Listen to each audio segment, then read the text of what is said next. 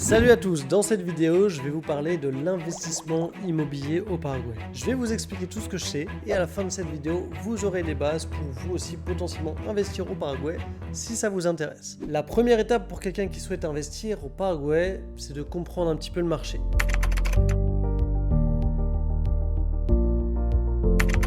Le plus simple, c'est de venir directement sur place, visiter un petit peu les quartiers et ressentir un petit peu l'ambiance qu'il existe déjà. Vous pouvez également regarder sur des sites d'agences immobilières comme Classipar, Century 21, Infocasas. Bon, je vous mettrai des liens en description si ça vous intéresse. Le but, ça va être de comprendre les différents prix de chaque quartier et de voir lequel va être le plus intéressant pour votre projet et votre budget. À savoir que la zone la plus chère à Asunción, ça va être le nouveau centre, le centre exécutif, avec tous les gros buildings, les entreprises, les shopping centers. Donc là, on va être sur des prix quand même assez élevés. Et si vous voulez sur du moins cher, vous allez plutôt trouver dans le centre historique. Mais si vous êtes déjà venu à Asunción, vous savez très bien que le centre historique n'est pas très bien entretenu. Il y a également des investissements qui peuvent être intéressants et plus faibles sur la banlieue d'Asunción qui est constamment en train de s'agrandir. Vous pouvez voir une vidéo sur tous les quartiers que j'ai déjà faite. Vous pouvez la retrouver ici en fiche ou en description. Donc n'hésitez pas à aller voir cette vidéo dans un premier temps. Ça vous permettra de comprendre quels sont les quartiers les plus actifs, les plus riches, les plus intéressants potentiellement pour un investissement. Il y a également The Wandering Investor qui a fait un très bon article de blog sur Asunción au Paraguay. Je vous mettrai également la ressource en description. Moi, je trouve que l'article est quand même assez juste par rapport à la situation actuelle. La première chose à choisir quand vous voulez investir sur place, c'est quel type d'investissement vous souhaitez.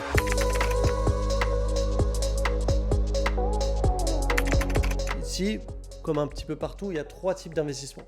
Soit vous allez acheter un appartement neuf. Donc en général, ici, c'est vraiment des nouveaux buildings. Il y en a énormément qui se construisent. C'est plutôt de la bonne qualité en règle générale. Et voilà, vous êtes équipé avec ce qu'on appelle un quincho. Donc c'est une salle avec un barbecue, une salle que vous pouvez louer pour recevoir des gens, pour faire des anniversaires, des choses comme ça. En général, il y a également une salle de sport et en général, une piscine. Voilà, ça c'est le standard vraiment des buildings qui sont construits dans le centre ou autour du centre exécutif. La deuxième option, ça va être d'acheter une maison. Donc là, on va se retrouver plutôt sur de la maison paraguayenne, c'est-à-dire que c'est des maisons qui ont un style un petit peu ancien, qui n'ont pas forcément la terre au niveau de l'électricité, qui parfois demandent des rénovations, de l'entretien, qui ont parfois des fuites au niveau du toit. Alors c'est pas le cas de toutes les maisons, bien entendu, mais c'est souvent des problèmes récurrents qu'on trouve dans les maisons paraguayennes. Cela dit, si vous rénovez ce type de maison, ça peut vraiment faire quelque chose d'exceptionnel. Et c'est des maisons qui en général ont 3-4 chambres minimum. Donc ça fait quand même des beaux terrains, des belles surfaces. Et ça peut vraiment être intéressant si vous voulez vous installer avec votre famille. Dernière option, ça va être d'acheter directement un terrain. Alors là, c'est assez cher quand on est vraiment dans Asunción Centre exécutif. Les terrains sont un petit peu hors de prix sur place. Mais si vous voulez vous installer plutôt à la campagne, ça peut être carrément intéressant d'acheter directement le terrain. Vous faites construire directement votre maison, vous aurez des frais de construction assez faibles. Pour une maison de 100 mètres carrés, on dirait environ 30 000 €, à condition bien sûr de monter votre équipe, etc. Si vous faites construire 100% délégué par une entreprise spécialisée, ça sera plutôt 60 000 € que 30 000. Alors maintenant, qu'est-ce qui est le plus intéressant? Les appartements, les maisons paraguayennes ou les terrains? Ça va dépendre de votre projet, ça va dépendre de votre budget. Moi personnellement, j'ai investi dans un appartement parce que ça me permettait d'avoir un pied-à-terre directement à Asunción. L'avantage de l'appartement, c'est que ça se loue quand même assez bien si vous êtes dans les bons quartiers, si vous avez des prix accessibles et si vous optimisez un petit peu vos annonces, évidemment. Donc ça, c'est un des gros avantages des appartements. Ce qui va se louer le plus sur Asunción, ça va être du studio ou alors une chambre. Dès que vous allez aller sur des grandes surfaces, ça va être un petit peu plus dur à louer. Donc ça, c'est déjà un premier bon point pour les appartements. Ensuite, au niveau des appartements, c'est beaucoup de promoteurs immobiliers. Globalement, vous pouvez acheter des appartements sur plan.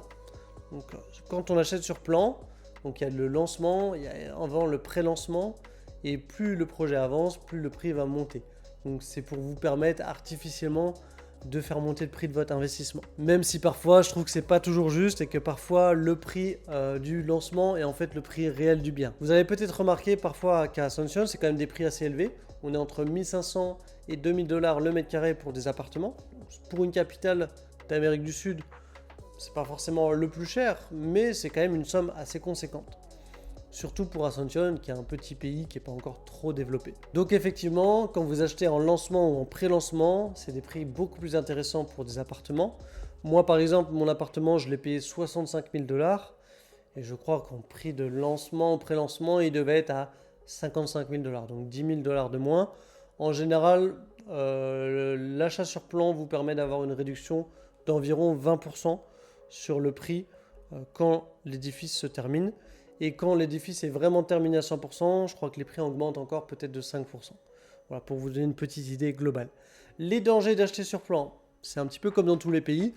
Parfois, vous allez avoir des sociétés qui font faillite, qui vont mettre la clé sous le tapis, donc vous n'aurez pas forcément de garantie de récupérer votre argent. Évidemment, ça c'est facilement contournable. Soit vous achetez directement l'appartement quand le building est quasiment terminé, ça vous évite les problèmes, c'est ce que j'ai fait personnellement. Il restait seulement 3 mois de travaux quand j'ai fait mon achat. Donc c'est pas si mal au final de faire ça, ça vous évite d'attendre les 2 ou 3 ans de construction. Surtout qu'au Paraguay, attendez-vous à avoir du retard au niveau des constructions, ça c'est un peu comme dans tous les pays, j'ai envie de dire, mais bon, le Paraguay, c'est quand même très vrai sur ce genre de choses.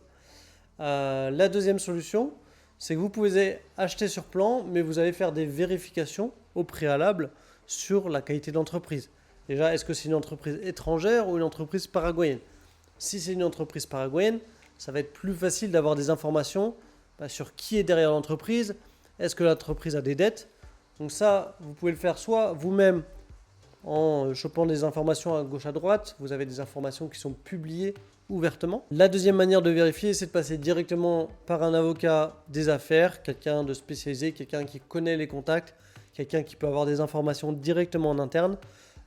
Si vous souhaitez qu'on vous accompagne là-dessus ou même sur votre résidence au Paraguay, nous, on a déjà tout ce genre de contacts, donc on pourra vous aider sans problème. Donc une fois que vous êtes renseigné sur l'entreprise, vous saurez à peu près si l'investissement est intéressant ou non, si l'entreprise a bonne réputation.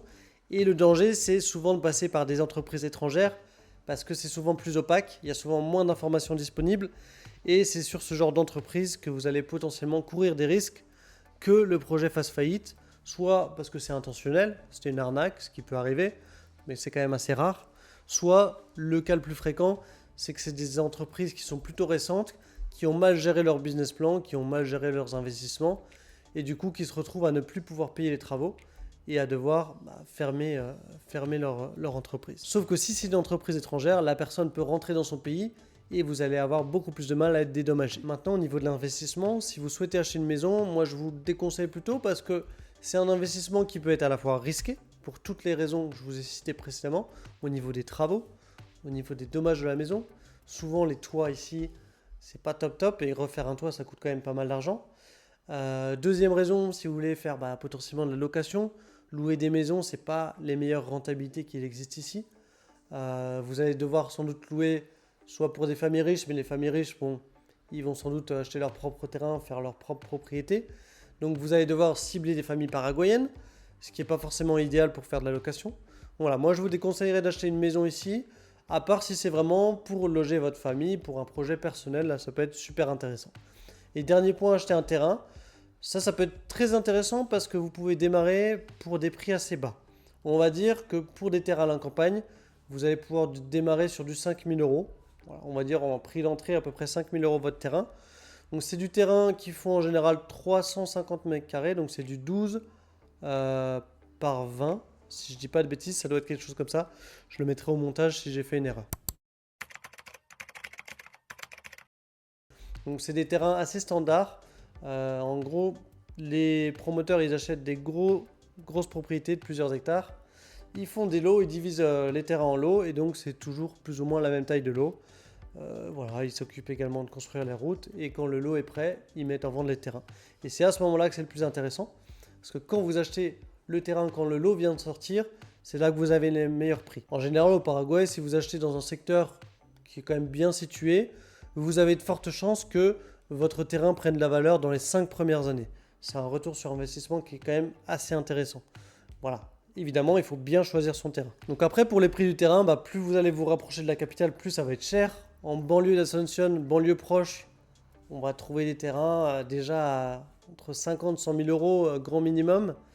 Et si vous allez vraiment sur Asunción, centre exécutif, là où il y a de l'argent, Là, on trouve des terrains qui valent même plusieurs millions. Alors, si vous voulez un terrain de maison simple, ce ne sera pas plusieurs millions, mais on va parler en centaines de milliers d'euros déjà. Donc, c'est quand même un investissement beaucoup plus conséquent. L'avantage d'avoir un terrain, c'est que vous pourrez faire exactement ce que vous voulez. Vous pourrez construire selon les normes que vous souhaitez. Et ça, en tant qu'Européen, c'est avantageux. Parce qu'une maison paraguayenne, c'est pas exactement ce qu'on connaît. C'est pas exactement ce dont on a l'habitude. Maintenant, je vais vous parler des rendements. À quel rendement faut-il s'attendre ?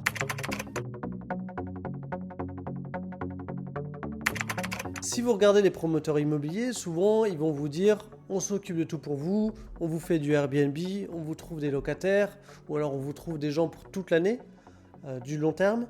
Ils vont vous dire ouais, rendement 8-10%, ce qui est plutôt pas mal pour l'immobilier, hein, c'est assez correct. Mais ça c'est ce qu'ils vous disent. Maintenant, est-ce que c'est effectivement le cas ? Moi, j'aurais des gros doutes là-dessus honnêtement. Au Paraguay, sur de l'immobilier d'appartement, on est plutôt aux alentours des 5%. Alors ça va pas être super intéressant du coup d'investir si vous voulez chercher vraiment la rentabilité. C'est un placement qui est intéressant le Paraguay parce que c'est un placement qui est safe. Le marché ne risque pas de s'écrouler du jour au lendemain, la monnaie est stable, le pays est en croissance, il y a de plus en plus de gens qui viennent, donc là on a vraiment tous les feux au vert.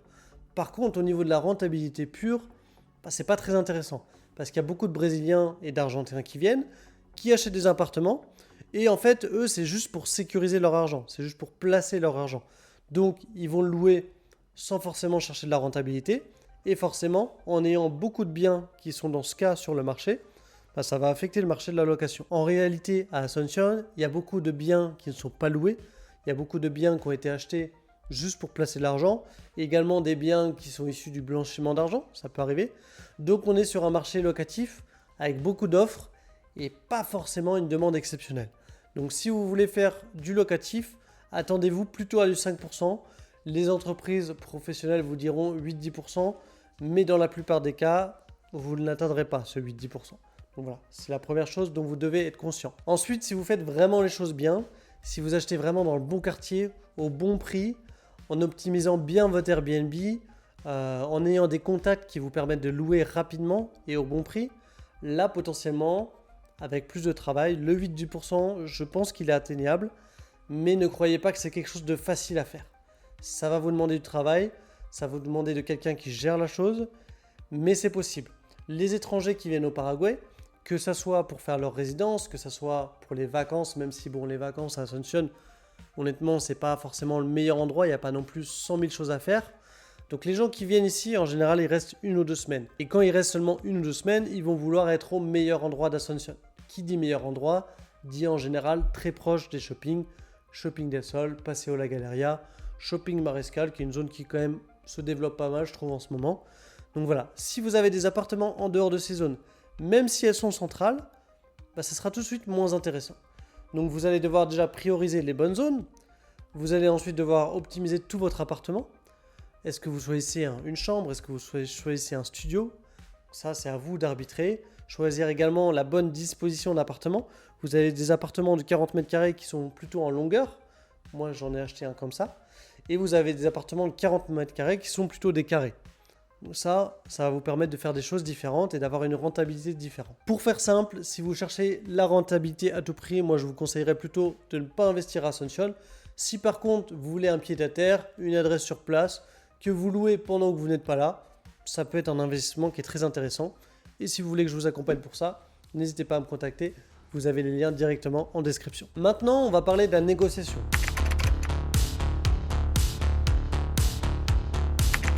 Vous avez fait quelques visites, vous avez vu des bâtiments et des appartements qui vous plaisaient. Vous allez passer au moment de faire votre offre. Là, ça va être un point assez important. Comme je vous ai expliqué juste avant, en réalité ici, il y a quand même peu de demandes et l'offre, elle est quand même assez constante. Il y a des buildings qui se construisent en permanence. Donc n'hésitez surtout pas à être très agressif au moment de votre offre et d'essayer de poser vos conditions. Alors ça ne veut pas dire que les promoteurs sont prêts à accepter n'importe quoi, mais ça veut dire qu'ici, la négociation est toujours possible. Si le promoteur ne veut pas vous faire un prix, c'est pas grave. Il y a un bâtiment juste en face sur lequel vous allez également pouvoir faire une offre. Donc n'hésitez pas à faire des offres agressives et vous verrez, peut-être qu'au bout d'un moment, ça passera et ça vous permettra d'avoir un prix avantageux. Pour autant, je vous dis qu'il y a peu de demandes, mais les appartements se vendent quand même bien. Pour des appartements bien situés, près des shoppings, ça va être les appartements les plus chers, même au stade de lancement, donc c'est-à-dire avant même que l'immeuble sorte du sol, il y a parfois les appartements avec les meilleures rentabilités, c'est-à-dire les studios et une chambre, qui sont déjà vendus au moment du lancement. Donc c'est-à-dire 3 ans avant la fin de la construction, les appartements les plus intéressants seront souvent déjà vendus. Simplement, comme je vous l'ai dit, il y a des gens qui font du placement financier, il y a des gens qui achètent au tarif de lancement pour revendre 20% plus cher au bout de 3 ans. Ça peut être un truc intéressant à faire. Donc voilà, ça part quand même assez vite. Si par contre vous allez sur des appartements un peu plus en extérieur, qui restent quand même dans la zone centrale bien entendu, là parfois il va vous rester des petits studios, des petites chambres. Et là-dessus, les promoteurs auront peut-être un tout petit peu plus de mal à les vendre. Et donc ils seront prêts à faire des gestes. Donc voilà, n'hésitez pas à faire des offres agressives, que ce soit pour les appartements, pour les terrains, pour les maisons. Il faut également que vous soyez patient si vous faites des offres pour une maison ou pour un terrain. Ici les gens, ils voient le prix du marché, ils voient ce qui est écrit et ils se disent voilà, ma maison, mon terrain vaut 200 000 $. Donc ils vont se dire bon, je mets 200 000 $ et je refuse toutes les offres.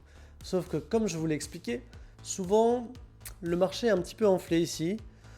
Les 200 000 $, ok, il les vaut peut-être sur le papier, mais dans la réalité, personne n'est prêt à payer ce prix-là. Et sur le marché immobilier au Paraguay, c'est un marché qui est peu liquide.